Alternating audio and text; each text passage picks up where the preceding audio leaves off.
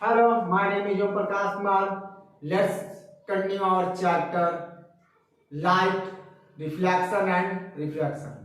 In the previous class, we have already discussed usage of concave mirror and some terms which are related to spherical mirror. Now in this class, we have discussed the rest part of the terms which are related to spherical mirror. That is center of curvature, radius of curvature and focal plane. Now I'm talking about center of curvature. Center of curvature है क्या? जैसे कि हम लोगों को पता है कि जो स्फेरिकल मिरर होता है होलो ग्लास का वो भी कैसा होलो ग्लास स्फीयर का ये उसका पार्ट होता है। तो हम लोग को पता है कि स्फीयर में आपका रेडियस होता है, तो सेम ये होलो ग्लास है स्फीयर का, तो इसका भी सेंटर होगा वही है, सेम डिफिनेशन है। देखिए डायग्राम से आपको पता चल जाएगा। ये मान के चले कि होलो ग्लास है स्फेरिकल मिरर का, जैसे कल हम लोगों ने डायग्राम बनाया था। ये आपका हो जाएगा पॉली सरफेस, इसको मान लीजिए सी, इसको मान लीजिए एफ और ये हो गया पी आपका, यानी कि ये सी यानी सेंटर ऑफ कर्वेचर, क्योंकि इसी का हम लोग का बात करना था। देखिए डिफिनेशन में भी वही लिखा हुआ है, the centre of curvature of a spherical mirror is the center of hollow glass sphere of which the given mirror is a part। मतलब ये ऑलरेडी हम बताया कि ये स्फेरिकल मिरर है क्या, तो आप लोग को पता है कि वो होलो ग्लास के स्फीयर का एक पार्ट होता है स्फेरिकल मिरर, तो इसीलिए उसके सेंटर का भी हम बात करेंगे तो सेम डिफिनेशन होगा। ये एक सेंटर होता है स्फेरिकल मिरर का जो कि होलो ग्लास के स्फीयर का एक पार्ट है, सिंपल। अब बात करते हैं हम लोग रेडियस ऑफ कर्वेचर का।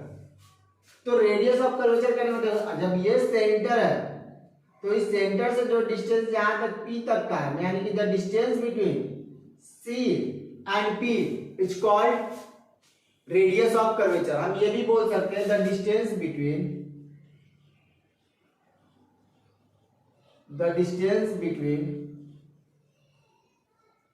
सेंटर ऑफ कर्वेचर, जिसको कि हम लोग सी से डिनोट करते हैं, लिख देंगे, एंड पोल जिसको कि हम लोग को पी से डिनोट करते हैं, it's called radius of curvature. ये भी एक आपका डिफिनेशन है जो कि सिंपल लैंग्वेज में बताया गया है। अब रट्टा वाला डिफिनेशन देखिए क्या है, radius of curvature of A spherical mirror is the radius of the sphere of which the reflecting surface of the mirror forms a part। ये कॉम्प्लेक्स है, एकदम बिल्कुल सिंपल है कि जो डिस्टेंस आपका हुआ सेंटर ऑफ कर्वेचर का और पोल का, उसको हम लोग करेंगे radius of curvature. I hope कि आपको इसमें कोई प्रॉब्लम नहीं होगा। जल्दी से इसका स्क्रीनशॉट लीजिए, उसके बाद हम एक और टर्म की बात करेंगे।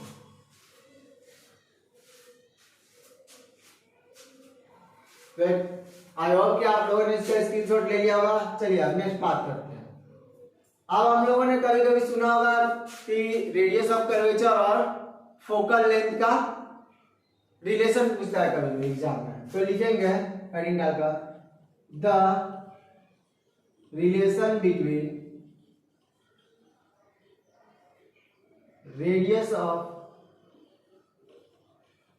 Curvature and focal length. तो आपको ही पता है कि ये डिस्टेंस से कहां तक है, सी से पी तक का रेडियस है, तो रेडियस कर्वेचर को हम लोग बड़े आर से डिनोट करेंगे इक्वल्स टू।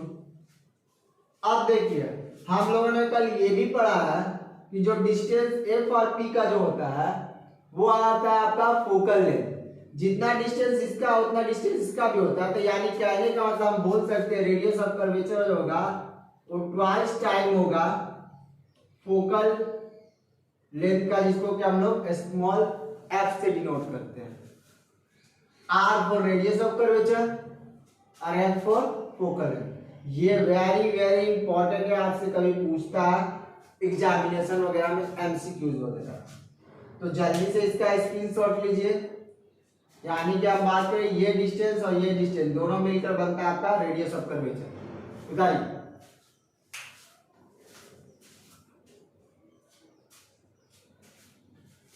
आई होप कि आप लोगों ने इसका स्क्रीनशॉट ले लिया होगा, नहीं लिया तो फिर जल्दी से लीजिए।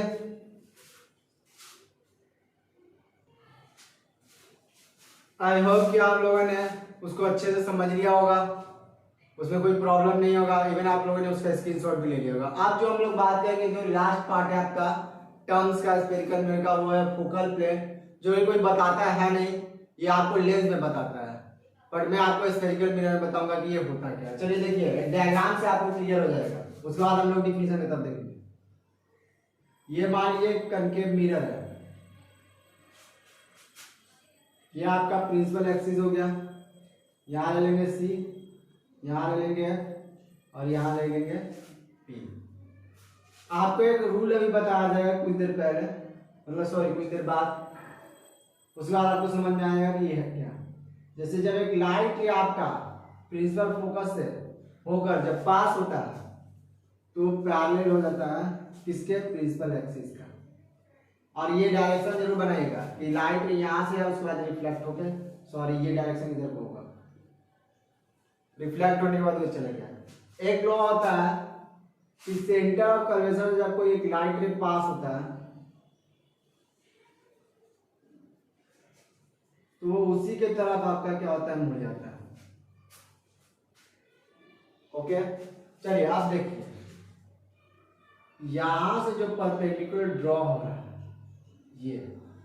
यही होता है आपका फोकल प्लेन, ये है आपका फोकल प्लेन।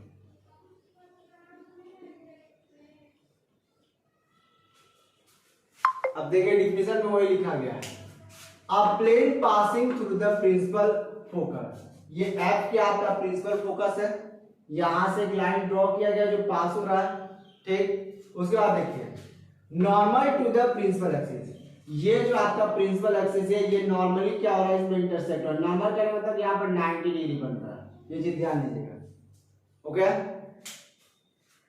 आप ऐसे ही बोल सकते हैं कि यहाँ पे 90 डिग्री इस तरीके का बन रहा है। और mirror is called its focal plane. तो यानी कि सिंपल अगर हम बात करें कि ये प्लेन होता क्या, फोकल प्लेन, तो वो लाइन जो प्रिंसिपल फोकस से पास होता है और परपेंडिकुलर होता है किसका, प्रिंसिपल एक्सिस का, उसी को हम लोग कहेंगे फोकल प्लेन। आई होप कि आप लोगों को इस डायग्राम के अकॉर्डिंग आपका डिफिनीशन भी समझ में आएगा। अगर आप डायग्राम भी बना देंगे एग्जाम में तो नंबर आपको मिल जाएगा। जल्दी से इसका स्क्रीनशॉट लीजिए, फिर हम लोग आगे बात करते हैं।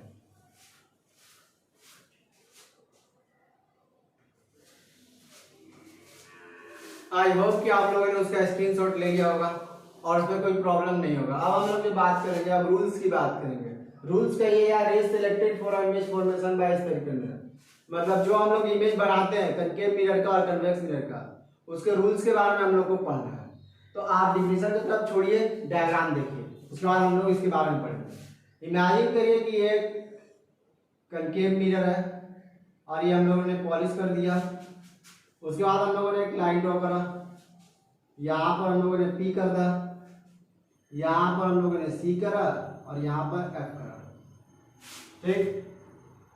सिंपल सी बात है कि इसमें लिखा है a light ray travelling parallel to the principal axis, यानी इसके पैरेलल हम लोग यहाँ पे एक लाइन ड्रॉ करते हैं, ऐसे आया एक रे पैरेलल प्रिंसिपल एक्सिस से, और उसके बाद यहाँ से वो टकराने का मतलब रिफ्लेक्शन हुआ और वो क्या हो जाएगा, प्रिंसिपल फोकस से वो पास हो जाएगा। उसके बाद हम लोग को उसके डायरेक्शन को दिखा देना है कि इधर क्या है। यानी कि पहला रूल आपका सिंपल है, जब कोई एक रे प्रिंसिपल एक्सिस से पैरेलल होकर जाएगा वो रिफ्लेक्शन के बाद एफ पर कटेगा, यानी कि प्रिंसिपल फोकस पे कटेगा। यही लिखा हुआ देखिए, a light ray travelling parallel to the principal axis of mirror after reflection will actually pass through the principal focus in case of concave mirror. फिलहाल अभी जो हम लोग रूल की बात करेंगे वो सिर्फ कनकेव मिरर की बात करेंगे, इसलिए यहाँ पर मैंने कनकेव मिरर मेंशन कर दिया। ओके, जल्दी से आप इसका स्क्रीनशॉट लीजिए। अगर इसमें आपको कुछ प्रॉब्लम है तो आप हमें जल्दी से पूछिए। It's a very simple, parallel हमको लेके जाना और उसको काट देना कहाँ, रिफ्लेक्शन के बाद प्रिंसिपल फोकस पर। जल्दी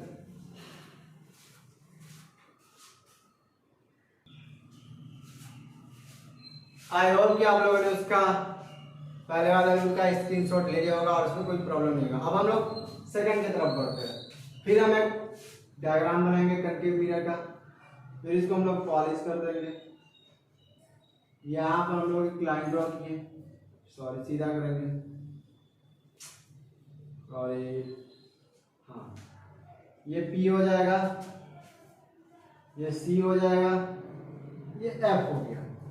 अब जो हमारा जो होगा ना वो इसमें ये बताया गया है कि जब कोई लाइट रे प्रिंसिपल फोकस से पास होगा तो रिफ्लेक्शन के बाद वो पैरेलल हो जाएगा किसके, तो प्रिंसिपल एक्सिस के। यही ये लॉ लिखा हुआ है, देखिए यहाँ पर a light ray passing through the principal focus of a concave mirror after reflection will travel parallel to its principal axis। Simple है, जब लाइट रे को हम लोग पास कराएंगे किसी भी प्रिंसिपल फोकस से, मतलब कनकेव मिरर का, वो पैरेलल हो जाएगा प्रिंसिपल एक्सिस के। यही सेकंड रूल है, जल्दी से इसका स्क्रीनशॉट लीजिए। आई होप इसमें भी कोई आपको प्रॉब्लम नहीं होगा।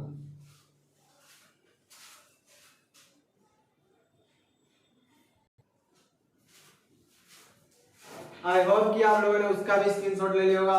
थर्ड की बात करते हैं, चलिए फिर डायग्राम बनाएंगे। हम लोग बना लिए, पॉलिश भी कर दिए, लाइन भी ड्रॉ कर लिए, C लिख दिए, F लिख दिया, T लिख दिया। अब इसमें देखिए क्या लिखा हुआ है, सिंपल सी बात है।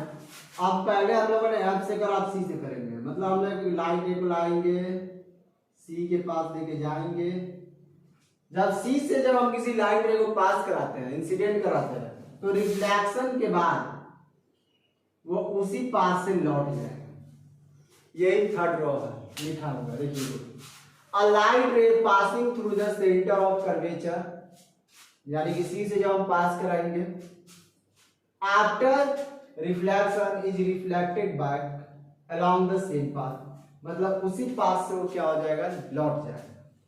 ये भी आपका सिंपल है, इसमें भी आपको कोई प्रॉब्लम नहीं होगा। जल्दी से इसका भी स्क्रीनशॉट लीजिए आप लोग।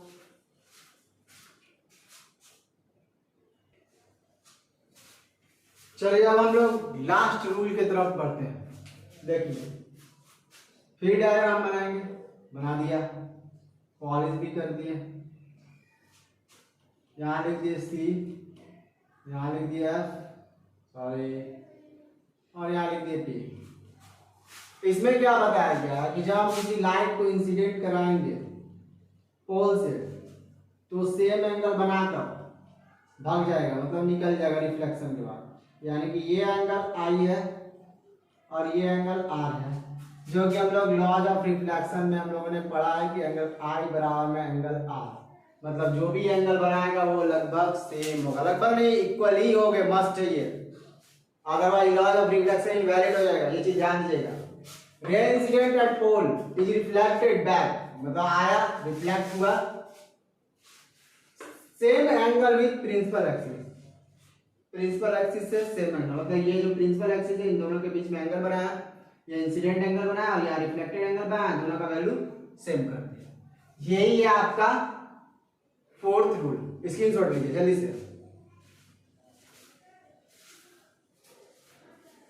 तो आई होप आप लोगों ने इसका स्क्रीनशॉट ले लिया होगा। तो आज हम लोगों ने क्या पढ़ा, रूल्स पढ़े कनकेव मिरर का, एंड जितने भी टर्म्स है हम लोगों ने उसको भी कंप्लीट कर दिया। कल जो हम लोग पढ़ेंगे वो इमेज के बारे में पढ़ेंगे कि इमेज कितने टाइप के होते हैं और इमेज है क्या, और उसके बाद हम लोग इमेज फॉर्मेशन बनाना शुरू करेंगे किसका, कनकेव मिरर का, क्योंकि अभी हम लोगों ने सिर्फ और सिर्फ कनकेव मिरर के रूल्स के बारे में पढ़ा।